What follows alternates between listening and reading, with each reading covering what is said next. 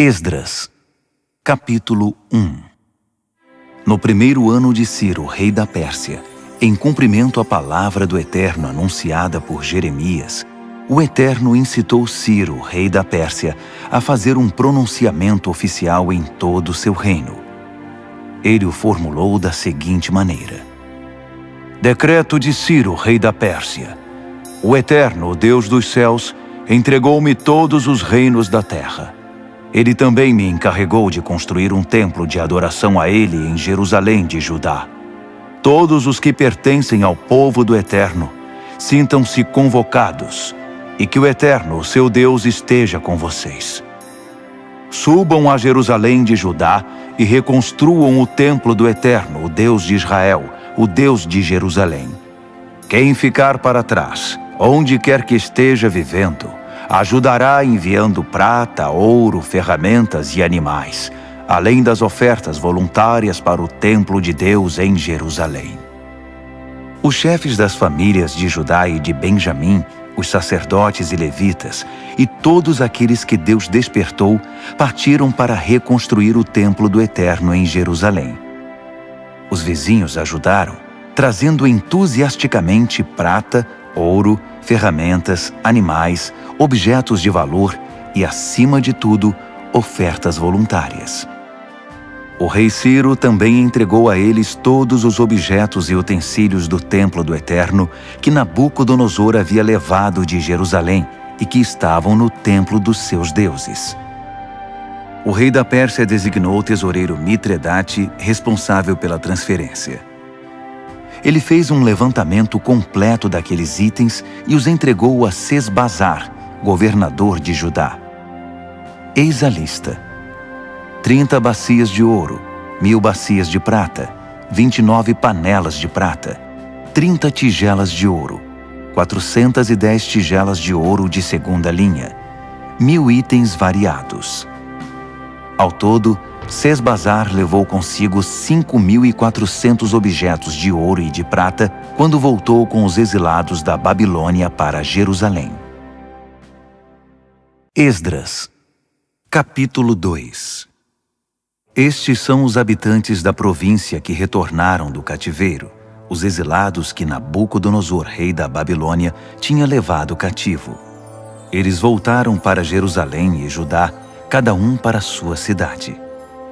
Acompanhavam Zorobabel, Jesua, Neemias, Seraías, Reelaías, Mardoqueu, Bilzã, Mispar, Bigvai, Reum e Baaná.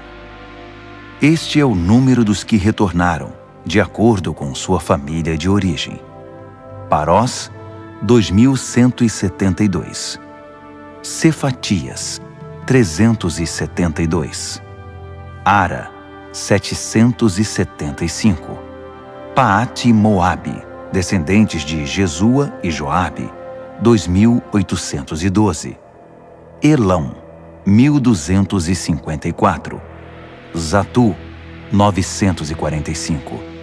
Zacai, 760. Bani, 642. Bebai, 623. Asgade, 1.222. Adonicão, 666. Bigvai, 2.056. Adim, 454. Ater, descendentes de Ezequias, 98. Bezai, 323. Jora, 112. Rassum, 223. Gibar, 95. Israelitas identificados por lugar de origem: Belém, 123. Netofate, 56. Ananote, 128. Asmavete, 42. Kiriate Jearim, Sefira e Beerote, 743. Ramá e Geba, 621. Micmas, 122. Betel e Ai, 223. Nebo, 52. Magbis, 156. O outro Elão, 1254. Harim, 320. Lode, Hadide e Ono, 725. Jericó, 345. Senaá, 3630. As famílias sacerdotais: Gedaías, descendentes de Jesua, 973. Imer, 1052. Pazur, 1247. Harim, 1017. As famílias dos levitas: Jesua e Cadmiel, descendentes de Rodavias, 74. Os cantores, da descendência de Asaf, 128. Descendentes dos guardas: Salum, Ater, Talmon, Acube, Atita, Sobai, 139. Descendentes dos servidores do templo: Zia, Razufa, Tabaote, Queros, Sia, Padom, Lebana, Hagaba, Acube, Hagabe, Sanlai, Hanã, Gidel, Gaar, Reaías, Rezim, Necoda, Gazão, Uzá, Pazéia, Bezai, Asná, Meunim, Nefuzim, Baquebuque, Racufa, Harur, Baslute, Meida, Harza, Barcos, Císera, Tamá, Nesias e Ratifa. Descendentes dos servos de Salomão: Sotai, Soferete, Peruda, Jaala, Darcom, Gidel, Cefatias, Ratil, Poquerete Razebaim e Ami. O total dos servidores do templo de Salomão eram 392. Estes vieram de Tel-Melá, Tel-Harza, Querube, Adã e Imer, mas não puderam provar que eram descendentes dos israelitas: Delaías, Tobias e Necoda, 652. O mesmo aconteceu com os descendentes dos sacerdotes: Rabaías, Racós e Barzilai, que se casou com uma filha de Barzilai de Gileade e era chamado por esse nome. Eles procuraram os registros da família, mas não os encontraram. Por isso foram impedidos de exercer o trabalho de sacerdote e considerados ritualmente impuros. O governador determinou que eles não poderiam comer do alimento sagrado até que um dos sacerdotes definisse a situação deles por meio do Urim e do Tumim. O total dos que voltaram do exílio foi 42.360. Sem contar os escravos, que totalizavam 7.337. Também havia 200 cantores, que possuíam 736 cavalos, 245 mulas, 435 camelos e 6.720 jumentos. Alguns dos chefes das famílias, ao chegarem ao templo do Eterno em Jerusalém, entregaram ofertas voluntárias para a reconstrução do templo de Deus no lugar original. Eles contribuíram para a construção de acordo com suas possibilidades. O resultado: 500 quilos de ouro, 3 toneladas de prata e 100 vestes sacerdotais. Os sacerdotes, os levitas e algumas pessoas do povo estabeleceram-se em Jerusalém. Os cantores, os guardas e os servidores do templo foram para suas cidades de origem. Todos os israelitas encontraram um lugar para morar. Esdras, capítulo 3. No 7º mês, quando os israelitas se estabeleceram em suas cidades, todo o povo se reuniu em Jerusalém. Jesua, filho de Josadaque, com seus parentes sacerdotes, e Zorobabel, filho de Sealtiel, com seus parentes, começaram o trabalho de construção do altar do Deus de Israel para oferecer as ofertas queimadas, conforme a revelação de Moisés, homem de Deus.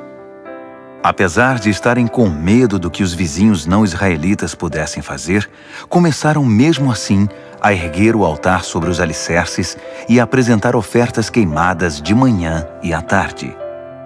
Também celebraram a festa das cabanas conforme prescrito e apresentaram as ofertas queimadas determinadas para cada dia. Também apresentaram as ofertas dos sábados, da lua nova e das festas sagradas, bem como as ofertas voluntárias ao Eterno. Começaram a oferecer as ofertas queimadas ao Eterno no primeiro dia do 7º mês, apesar de não terem sido lançados ainda os alicerces do templo do Eterno. Eles contribuíram com dinheiro para a contratação de pedreiros e carpinteiros. Também deram comida, bebida e azeite para o povo de Sidom e de Tiro, como pagamento pelo cedro que trouxeram pelo mar do Líbano até Jope, uma carga autorizada por Ciro, rei da Pérsia.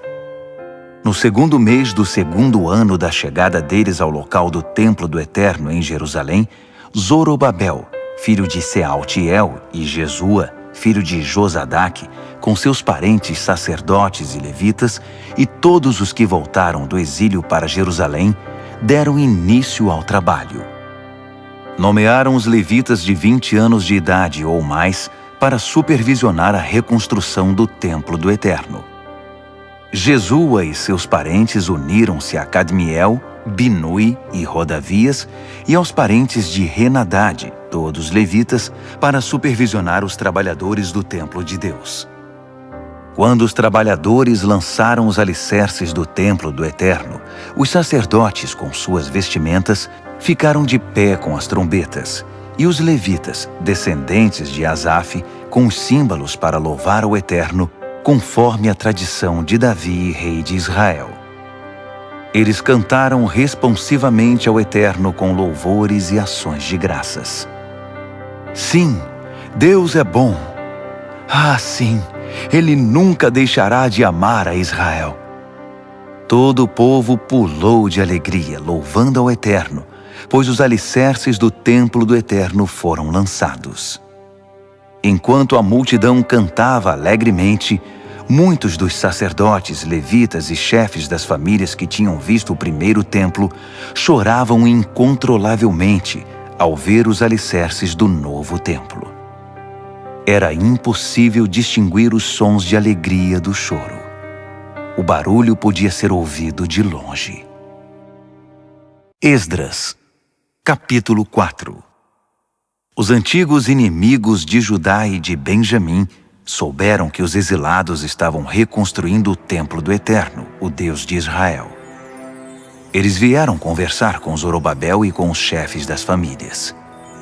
Queremos ajudá-los porque também adoramos ao Deus de vocês. Temos oferecido sacrifícios a ele desde que Esar-Hadon, rei da Assíria, nos trouxe para cá. Mas Zorobabel, Jesua e o restante dos chefes das famílias de Israel responderam: de maneira alguma. A construção do templo do nosso Deus não significa a mesma coisa para vocês.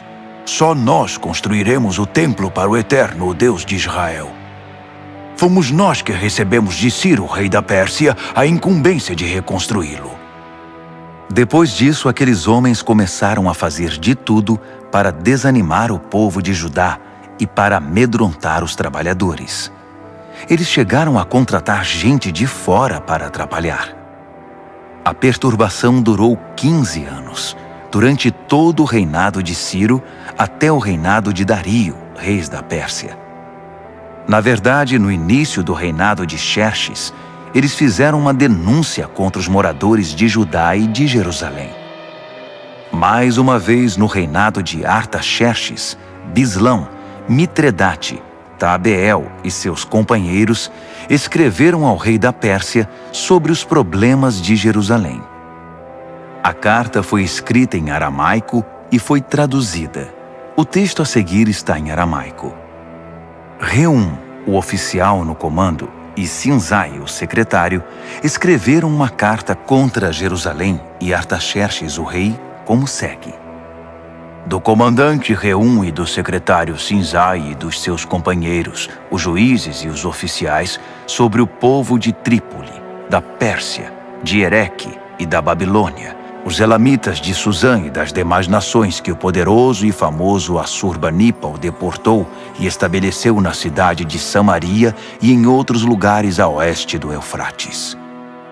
Esta é a cópia da carta que enviaram. Ao rei Artaxerxes, dos seus servos da terra a oeste do Eufrates. Queremos informar o rei que os judeus que partiram daí e chegaram a Jerusalém começaram a reconstruir essa cidade rebelde e má. Estão empenhados em terminar os muros e em reconstruir os alicerces. O rei precisa saber que quando a cidade estiver reconstruída e os muros terminados, os moradores não pagarão mais 1 centavo de tributo, taxas ou impostos. O tesouro real sofrerá com a perda. Somos leais ao rei e não podemos ficar apáticos enquanto o rei é insultado. Daí o interesse em relatar a situação. Sugerimos que o senhor procure nos registros históricos dos seus antepassados e constatará que essa cidade é rebelde, um espinho para qualquer rei ou governador. É um centro de conflitos e revoltas, e isso há muito tempo. Por isso a cidade foi destruída. Queremos que o rei saiba que se a cidade for reconstruída e seus muros restaurados, o Senhor perderá o que tem nas províncias da além do Eufrates. O rei mandou a resposta ao comandante Reum, ao secretário Sinzai e ao restante dos seus companheiros que viviam em Samaria e em outras localidades a oeste do Eufrates. A paz esteja com vocês. A carta que vocês mandaram foi traduzida e lida para mim. Mandei pesquisar os registros e, de fato, foi constatado que essa cidade se revoltou muitas vezes contra os reis. A rebeldia é um hábito antigo ali. Descobri que houve reis poderosos que conquistaram terras a oeste do Eufrates e impuseram taxas, tributos e impostos. Então, façam o seguinte. Mandem esses homens interromperem a obra imediatamente. E não permitam que a recomecem até que eu mande. Sejam rápidos e firmes. Eles já causaram muitos danos aos reis. A carta do rei Artaxerxes foi lida para Reum, para o secretário Sinzai e seus companheiros. Eles não perderam tempo. Foram logo avisar os judeus em Jerusalém e os obrigaram a interromper a obra. Assim, a reconstrução do Templo do Eterno em Jerusalém foi interrompida. Nada foi feito até o 2º ano do reinado de Dario, rei da Pérsia. Esdras, capítulo 5. Enquanto isso, os profetas Ageu e Zacarias, filho de Ido, pregavam aos judeus em Judá e em Jerusalém com autoridade concedida pelo Deus de Israel. Por isso Zorobabel, filho de Sealtiel, e Jesua, filho de Josadaque, reiniciaram a reconstrução do templo de Deus em Jerusalém. Os profetas de Deus vieram ajudá-los. Tatenai, governador do território a oeste do Eufrates na época, Setar-Bozenai e seus companheiros procuraram os israelitas e perguntaram: quem deu autorização a vocês para reconstruir o templo e restaurar os muros? Então informamos a eles os nomes dos encarregados da construção. Mas Deus estava atento aos líderes dos judeus. Por isso a obra não foi interrompida até Dario ser informado e enviar a resposta oficial. Tatenai, governador do território a oeste do Eufrates, Setar-Bozenai e seus companheiros, os oficiais do território, enviaram uma carta ao rei Dario. Este é o conteúdo. Ao rei Dario, paz e sucesso. Queremos relatar ao rei que fomos à província de Judá, ao templo do grande Deus que está sendo reconstruído com enormes pedras. No momento estão pondo as vigas de madeira nas paredes. A obra está sendo executada com empenho e rapidez. Perguntamos aos líderes: quem deu autorização a vocês para reconstruir o templo e restaurar os muros? Também pedimos os nomes dos responsáveis para que pudéssemos informar quem são os encarregados da construção. Eles nos disseram o seguinte: somos servos do Deus dos céus e da terra, Estamos reconstruindo o templo que foi construído muito tempo atrás. Um grande rei de Israel construiu toda esta estrutura. Mas nossos antepassados deixaram o Deus dos céus furioso. Por isso, ele os entregou nas mãos de Nabucodonosor, rei da Babilônia, que destruiu o templo e levou o povo cativo para a Babilônia.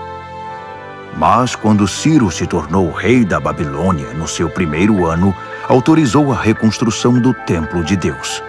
Além disso, devolveu os utensílios de ouro e de prata do templo de Deus que Nabucodonosor tinha levado embora e posto no templo na Babilônia. O rei Ciro retirou-os do templo da Babilônia e os entregou a Sesbazar, a quem nomeou governador.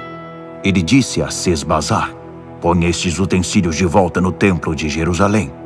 Desde então, estamos reconstruindo o templo, mas ainda não terminamos. Agora, se o rei concordar, procure nos registros dos arquivos reais da Babilônia se de fato o rei Ciro autorizou a reconstrução do templo de Deus em Jerusalém. Então, por favor, informe-nos da decisão do rei sobre o assunto. Esdras, capítulo 6. O rei Dario mandou procurar aqueles registros nos arquivos da Babilônia, e foi encontrado um rolo na fortaleza de Ecbatana, na província da Média, com o seguinte registro. Memorando. No primeiro ano do seu reinado, Ciro promulgou um decreto com respeito ao templo de Deus em Jerusalém, nos seguintes termos: o templo no qual foram oferecidos sacrifícios deve ser reconstruído sobre novos alicerces. Terá 27 metros de altura e 27 metros de largura, com 3 camadas de pedras grandes e uma de madeira. O custo da obra será pago pela tesouraria do reino. Os utensílios de ouro e de prata do templo de Deus, que Nabucodonosor levou para a Babilônia, deverão ser devolvidos ao templo de Jerusalém, cada um ao seu devido lugar. Ordeno que sejam postos de volta no templo de Deus. Dario respondeu: Agora ouçam, Tatenai, governador do território a oeste do Eufrates, Setar-Bozenai, seus companheiros e todos os oficiais do território. Não os impeçam. Deixem o governador e os líderes dos judeus em paz, para que possam dedicar-se à reconstrução do templo de Deus. Portanto, determino oficialmente que vocês ajudem os líderes dos judeus na reconstrução do templo de Deus da seguinte forma. 1. Todos os custos da construção serão pagos pela tesouraria do reino, dos tributos arrecadados do território a oeste do Eufrates. Pague-nos em dia, para que a obra não seja interrompida. 2.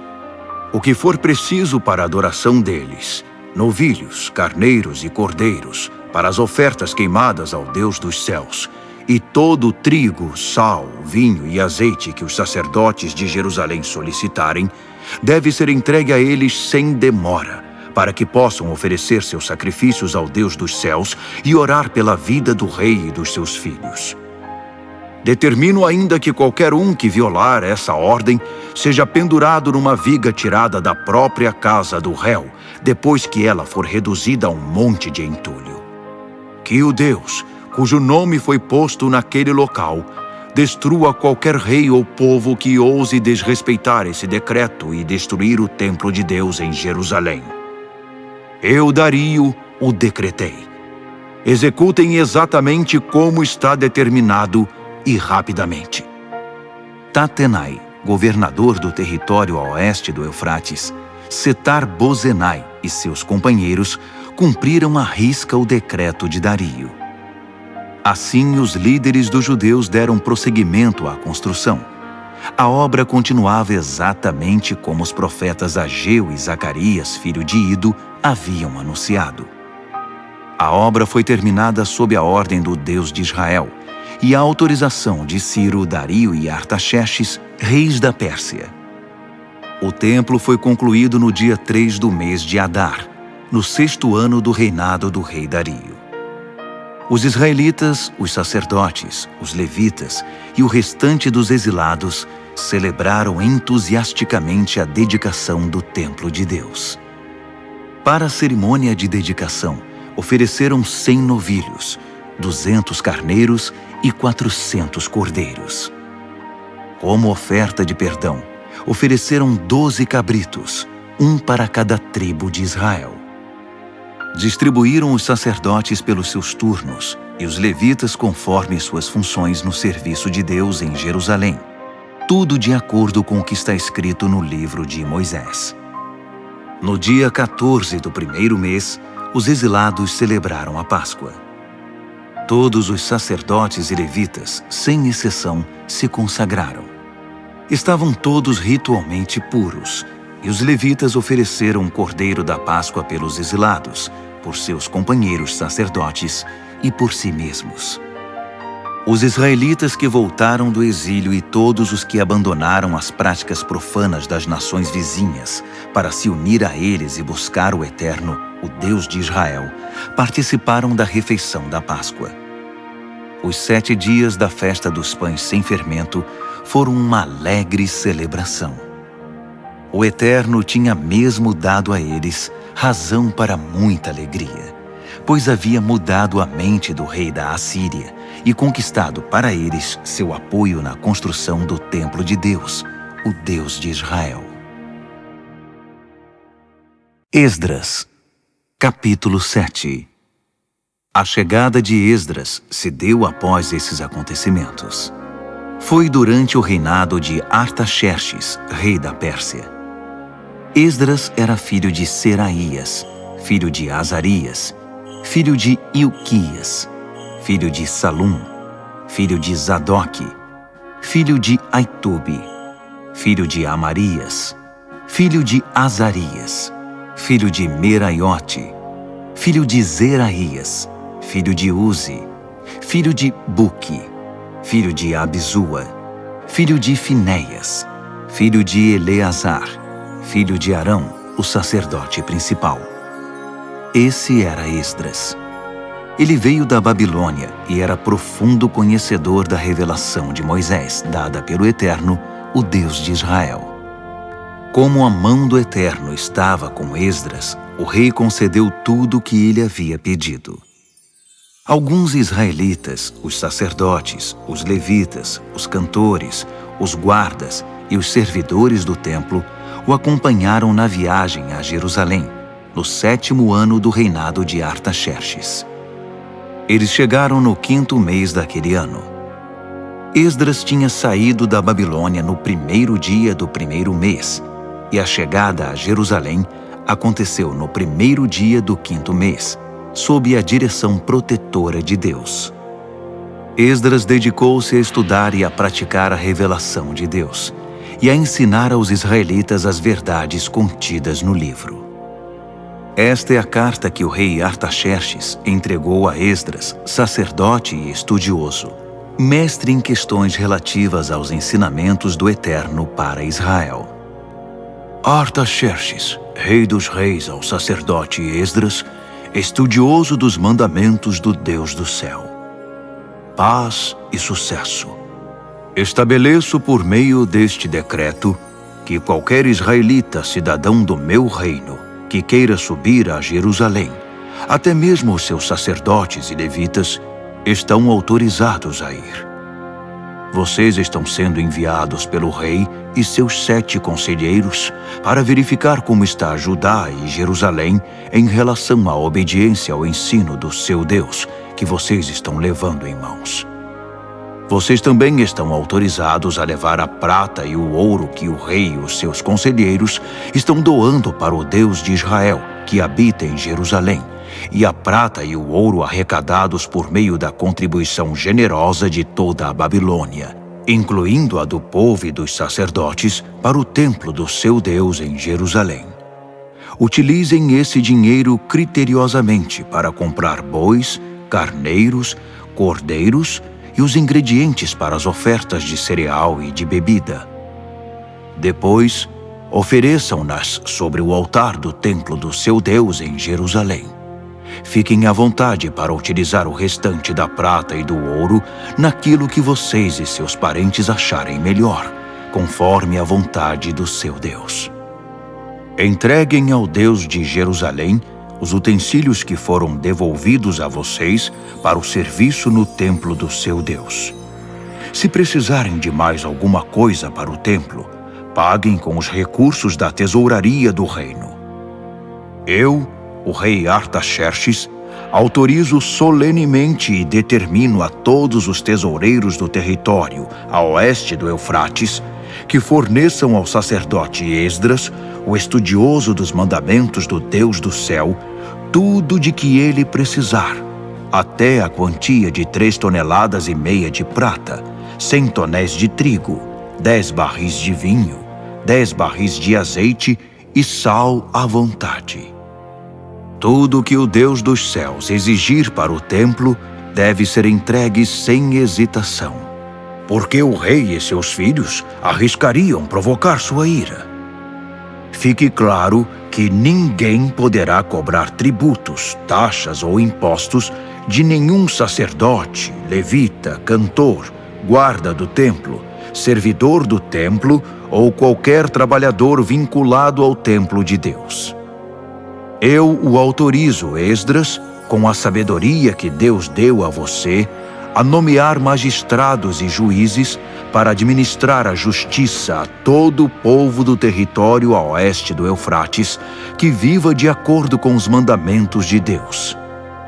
Você tem a missão de ensinar os mandamentos de Deus aos que não os conhecem. Quem não obedecer aos mandamentos do seu Deus e às leis do rei, deve ser imediatamente processado e punido com morte, exílio, multa ou prisão. Bendito seja o Eterno, o Deus de nossos antepassados, que concedeu ao rei o propósito de honrar o templo do Eterno em Jerusalém. Além do mais, Deus fez que o rei e todos os seus conselheiros e oficiais influentes fossem benevolentes para comigo. O Eterno, meu Deus, esteve ao meu lado. Por isso estou pronto para ir. Já organizei a viagem de todos os líderes de Israel que irão me acompanhar. Esdras, capítulo 8. Estes foram os chefes das famílias e os que se alistaram para sair comigo da Babilônia, no reinado do rei Artaxerxes. Da família de Finéias, Gerson; família de Itamar, Daniel; família de Davi, Atos; família de Secanias; família de Parós, Zacarias com 150 homens registrados; família de Paate-Moabe, Elioenai, filho de Zeraías com 200 homens; família de Zatu, Secanias, filho de Jeeziel, com 300 homens; família de Adim, Ebede, filho de Jonatas, com 50 homens; família de Elão, Jesaías, filho de Atalias, com 70 homens; família de Cefatias, Zebadias, filho de Micael, com 80 homens; família de Joabe, Obadias, filho de Jeiel, com 218 homens; família de Bani, Selomite, filho de Josifias, com 160 homens; família de Bebai, Zacarias, filho de Bebai, com 28 homens; família de Asgade, Joanã, filho de Racatã, com 110 homens; família de Adonicão, trazendo os últimos, Elifelete, Jeuel, Semaías, com 60 homens; família de Bigvai, Utai e Zabude, com 70 homens. Eu os reuni próximo ao canal que desce para Aava. Acampamos ali 3 dias. Descobri que no grupo só havia leigos e sacerdotes, mas nenhum levita. Por isso, mandei chamar os líderes Eliezer, Ariel, Semaías, Eunatã, Jaribe, Eunatã, Natã, Zacarias e Mesulão, e os mestres Joiaribe e Eunatã. Depois, mandei que falassem com Ido, chefe da cidade de Cassifia. Expliquei o que deveriam dizer a Ido e a seus parentes que moram em Cassifia. mande-nos ministros para o templo do nosso Deus. A boa mão de Deus estava conosco. Por isso eles trouxeram um homem sábio da família de Mali, filho de Levi, filho de Israel, que se chamava Serebias. Entre filhos e irmãos vieram 18 homens. Trouxeram também Razabias e Jesaías da família de Merari. Entre filhos e irmãos eram 20 homens. Também vieram 220 servidores do templo, descendentes dos que ministravam no templo que Davi e os oficiais haviam designado para auxiliar os levitas em seu trabalho. Todos foram registrados pelo nome.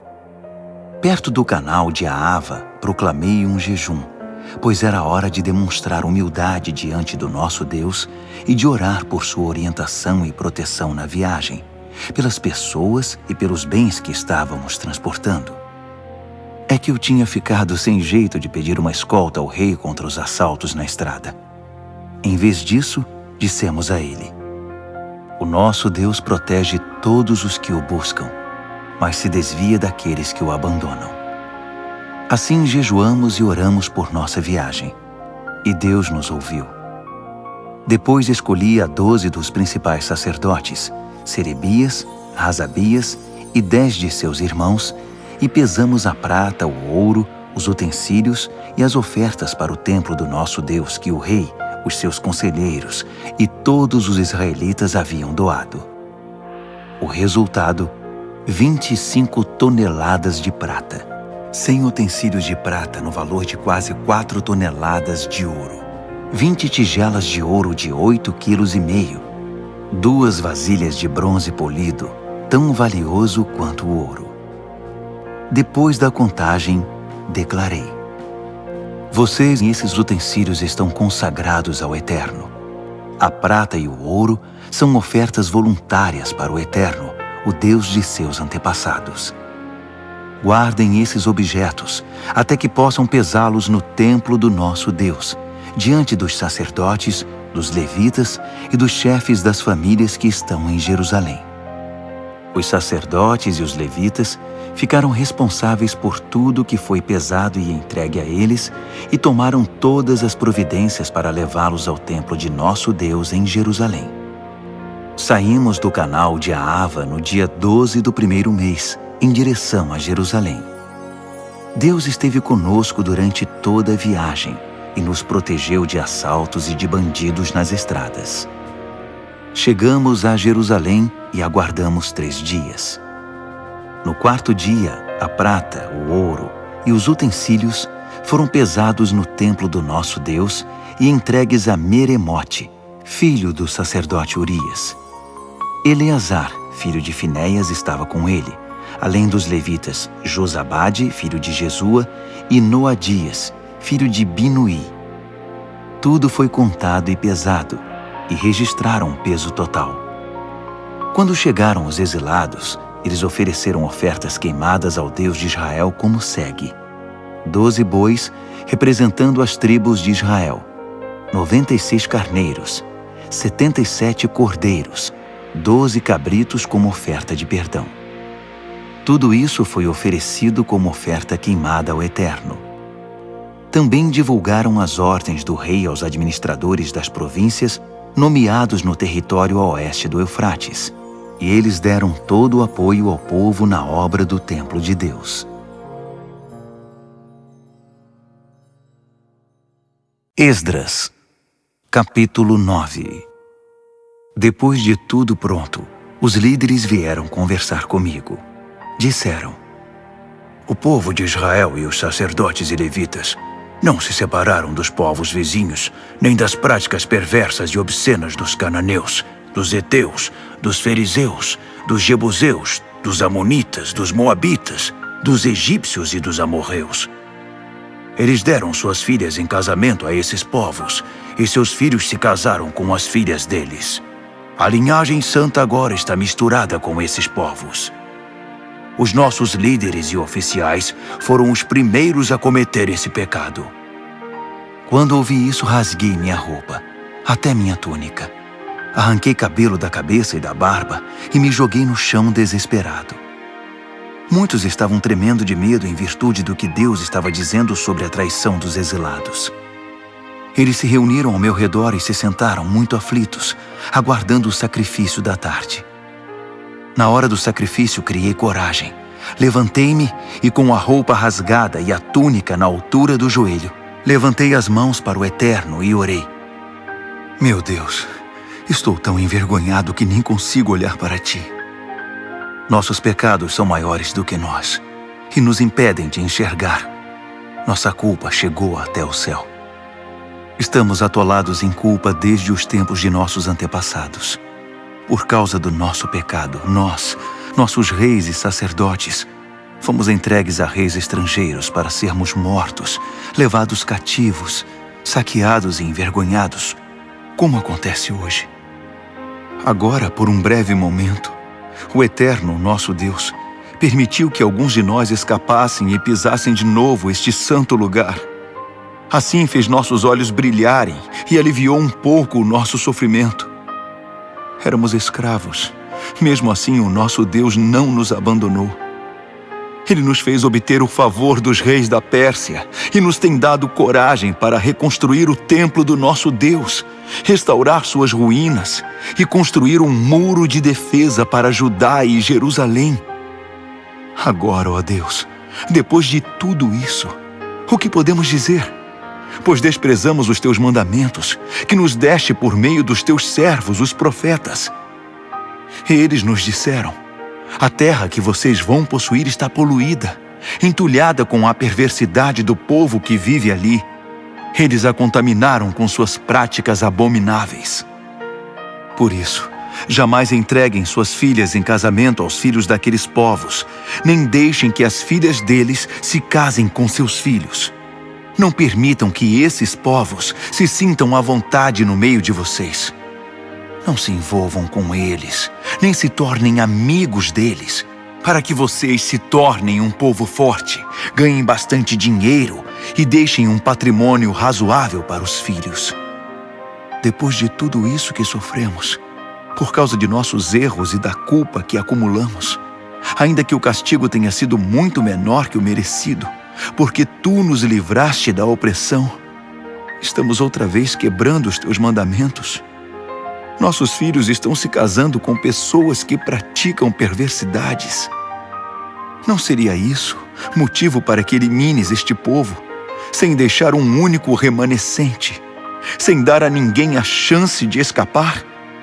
Tu és o Deus justo de Israel. E hoje não passamos de um pequeno bando de exilados que conseguiram sobreviver. Olha para nós, que estamos diante de ti com toda essa culpa. Mas sabemos que não vamos aguentar esta situação por muito tempo. Esdras, capítulo 10. Esdras chorava, prostrado diante do templo de Deus. Enquanto orava e fazia essa confissão, uma multidão imensa de homens, mulheres e crianças de Israel se aglomerou em torno dele, e todos começaram a chorar compulsivamente. Secanias, filho de Jeiel, da descendência de Elão, na condição de porta-voz do povo, disse a Esdras: Traímos o nosso Deus, casando-nos com mulheres estrangeiras dos povos ao redor. Mas nem tudo está perdido, ainda há esperança para Israel. Vamos fazer uma aliança agora mesmo com o nosso Deus. Vamos mandar embora todas essas mulheres e seus filhos, de acordo com o que o meu Senhor e aqueles que respeitam os mandamentos de Deus estão dizendo. Agora, Esdras, levante-se, tome a iniciativa e nós o apoiaremos. E não volte atrás. Assim Esdras arrancou dos sacerdotes, dos levitas e de todo Israel a promessa solene de acatar a proposta de Secanias. E eles honraram a promessa. Esdras deixou a praça que ficava em frente do templo de Deus e foi para a casa de Joanã, filho de Eliasibe, onde se hospedou. Ele continuou jejuando sem comer nem beber nada e chorando por causa da traição dos exilados. Depois disso, foram enviados mensageiros a todo o território de Judá e por toda Jerusalém, convocando os exilados a se reunirem em Jerusalém. Quem não aparecesse dentro de 3 dias, conforme a decisão dos líderes e das autoridades, teria seus bens confiscados e seria eliminado da comunidade. 3 dias depois, todos os homens de Judá e de Benjamim estavam em Jerusalém. No dia 20 do 9º mês, todos se sentaram na praça em frente do templo de Deus, impacientes, inquietos e ansiosos por causa da relevância do assunto da reunião e porque chovia muito. Finalmente, o sacerdote Esdras levantou-se e declarou: Vocês são traidores! Casaram-se com mulheres estrangeiras e assim aumentaram a culpa de Israel. Agora reconheçam seu erro diante do Eterno, o Deus de seus antepassados, e façam o que Ele exige de vocês. Mantenham distância dos povos da terra e separem-se das mulheres estrangeiras. Toda a congregação respondeu a uma só voz: Sim, faremos tudo o que você mandar. Mas havia uma ressalva. Veja bem, tem muita gente aqui e estamos na época da chuva. Você não espera que resolvamos isso agora, debaixo de chuva, não é? Vai ser preciso esperar um pouco, porque foram muitos os que cometeram esse erro. Devemos deixar que nossos líderes decidam pela congregação e que cada homem que vive em nossas cidades e tenha se casado com uma estrangeira compareça aqui numa data determinada, acompanhado das autoridades e dos juízes da cidade. Faremos isso até que o furor da ira do nosso Deus se afaste de nós. Os únicos que se opuseram à sugestão foram Jonatas, filho de Azael, e Jazeías, filho de Tiquvá, apoiados por Mesulão e pelo levita Sabetai. Então, os exilados decidiram pôr o plano em prática. O sacerdote Esdras escolheu pessoalmente homens que eram chefes de famílias. No primeiro dia do 10º mês, eles se reuniram para estudar a questão. No primeiro dia do 1º mês, todos os casos de homens que haviam se casado com mulheres estrangeiras estavam resolvidos. Entre as famílias dos sacerdotes, os que se casaram com mulheres estrangeiras foram: da família de Jesua, filho de Josadaque e seus irmãos, Maazéias, Eliezer, Jaribe e Gedalias. Todos se comprometeram em despedir suas mulheres e deram um aperto de mão, como sinal de compromisso. Também trouxeram um carneiro do rebanho como oferta de reparação. Da família de Imer, Hanani e Zebadias.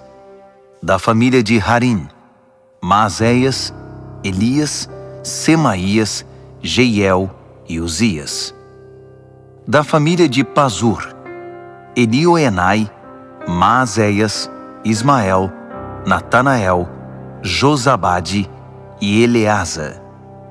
Entre os levitas, Josabade, Simei, Quelaías, isto é, Quelita, Petaías, Judá e Eliezer. Entre os cantores, Eliasibe. Entre os guardas do templo, Salum, Telem e Uri. Entre os outros israelitas, da família de Parós, Ramias, Gesias, Malquias, Miamim, Eleazar, Malquias e Benaia. Da família de Elão, Matanias, Zacarias, Jeiel, Abdi, Jeremote e Elias. Da família de Zatu, Elioenai, Eliasibe, Matanias, Jeremote, Zabade e Aziza.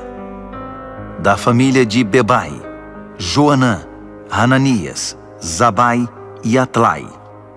Da família de Bani, Mesulão, Maluque, Adaías, Jazube, Seal e Jeremote. Da família de Paate-Moabe, Adna, Quelau, Benaia, Maazéias, Matanias, Bezalel, Binui e Manassés. Da família de Harim, Eliezer, Isias, Malquias, Semaías, Simeão, Benjamim, Maluque e Semarias. Da família de Hassum: Matenai, Matatá, Zabade, Elifelete, Jeremai, Manassés e Simei. Da família de Bani: Maadai, Anrão, Uel, Benaia, Bedias, Queluí, Vânias, Meremote, Eliasibe, Matanias, Matenai e Jaazai. Da família de Binui: Simei, Selemias, Natã, Adaías, Macnadbai, Sazai, Sarai, Azarreel, Selemias, Semarias, Salum, Amarias e José. Da família de Nebo: Jeiel, Matitias, Zabade, Zebina, Jadai, Joel e Benaia. Todos esses se casaram com mulheres estrangeiras, e alguns deles tiveram filhos com elas.